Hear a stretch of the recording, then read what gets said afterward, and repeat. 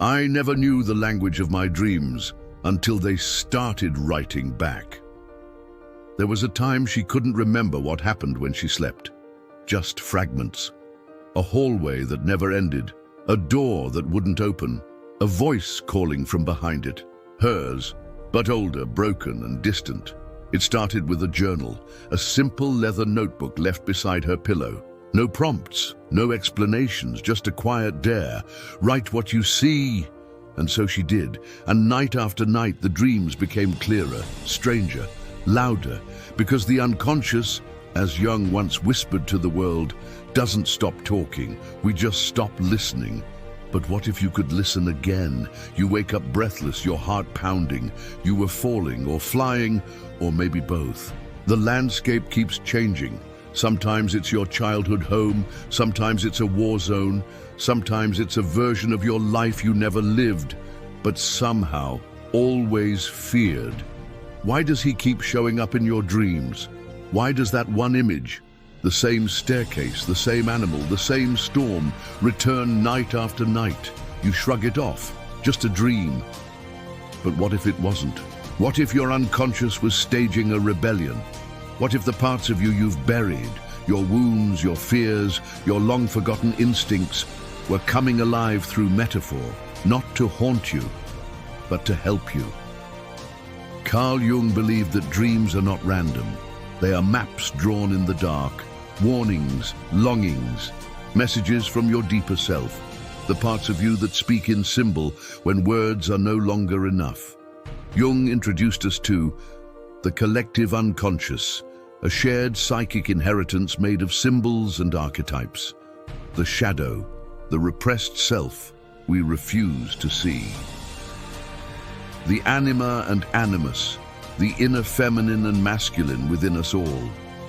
Dreams, he said, are the royal road to the unconscious.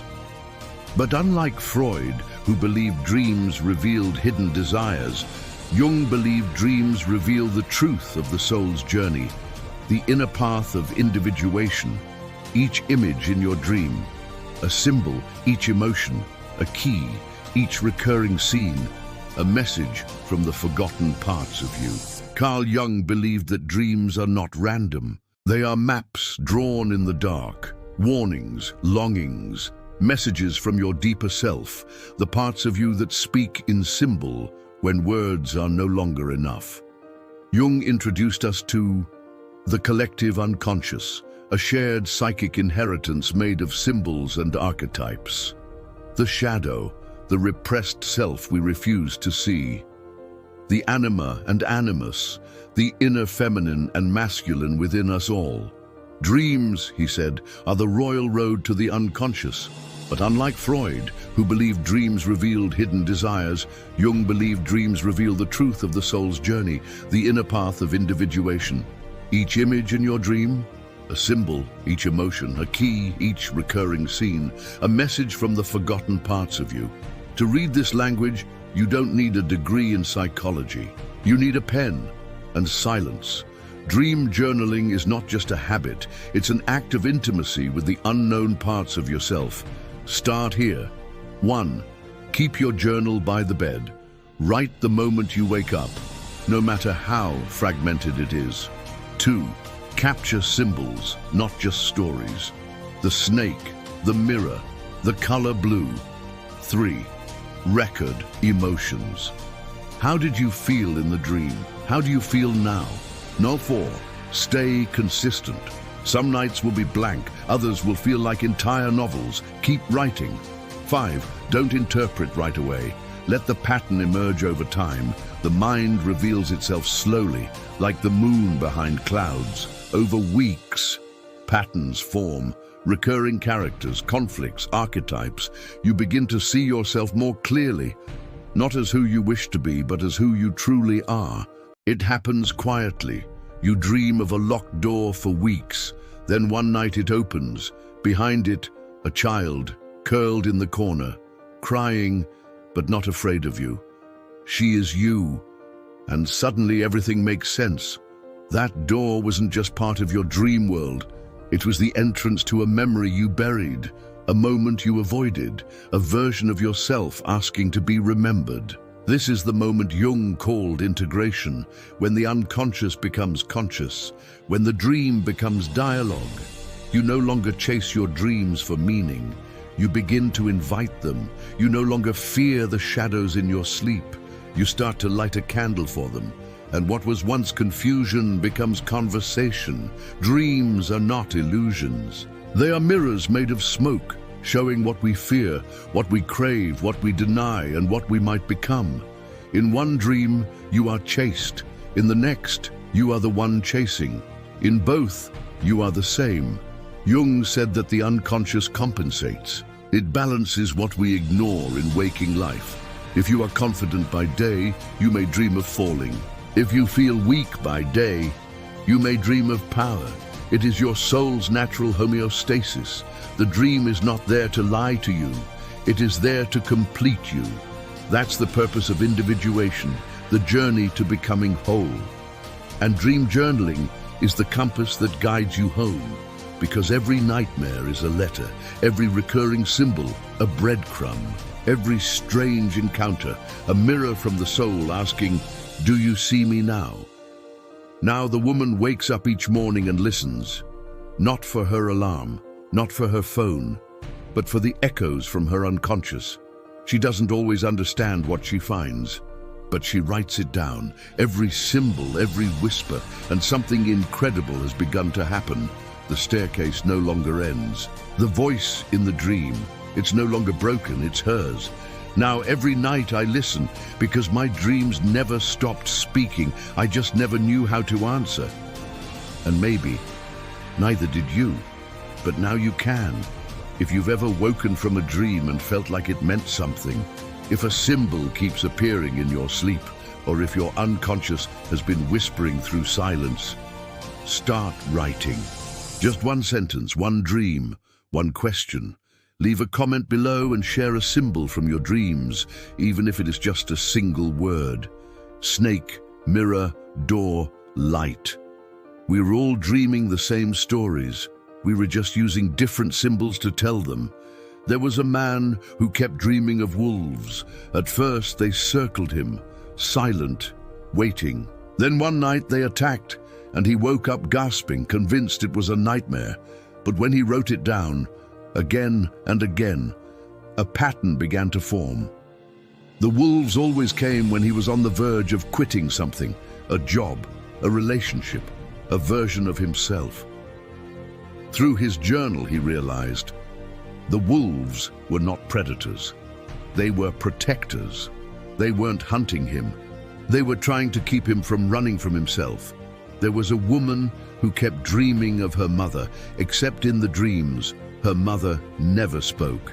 She simply pointed to a locked box. After 3 weeks of this dream, she opened her childhood journal. Inside, a letter she wrote to herself after her mother died, unopened, unread, unforgiven. That night, the dream changed. Her mother finally smiled. Dreams don't tell us what we want to hear. They tell us what we need to feel, and dream journaling gives those moments roots. Not just scattered images lost to time, but a map, a timeline, a mirror. You begin to notice that every symbol, every object, color, and sensation isn't random.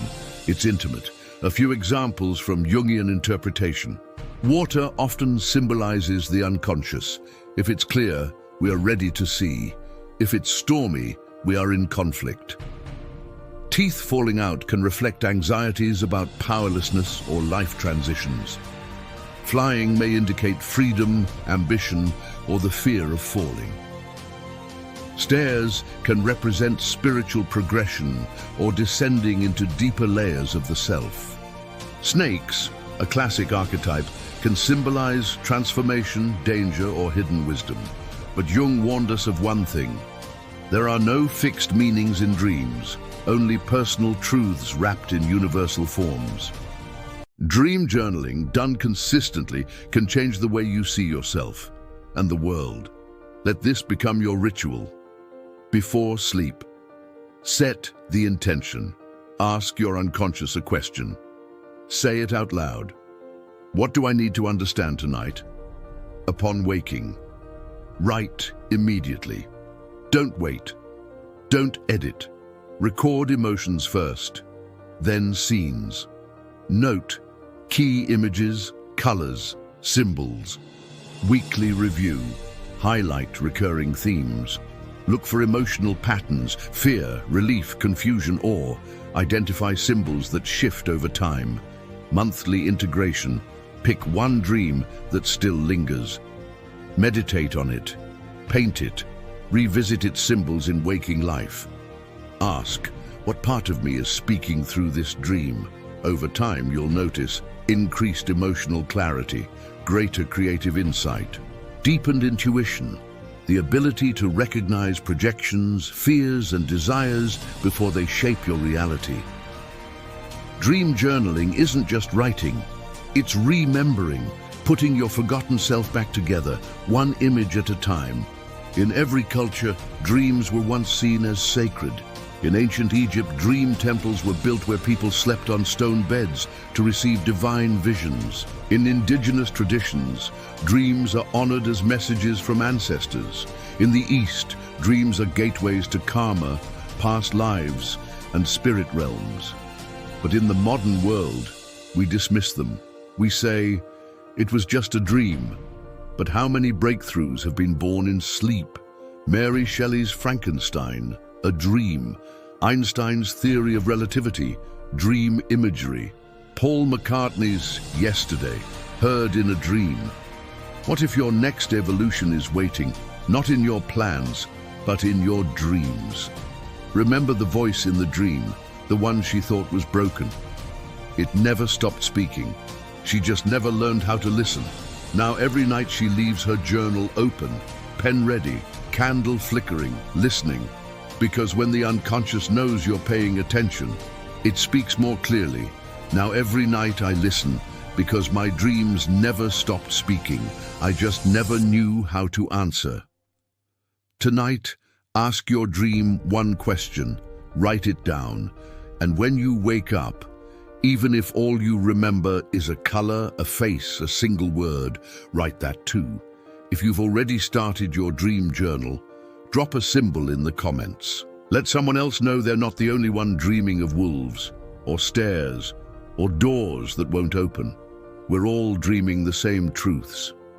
We just use different metaphors. And if this journey has stirred something inside you, a memory, a symbol, a longing, don't ignore it. Dreams are where the soul rehearses transformation. Start listening, start writing, start becoming. See you in the next video.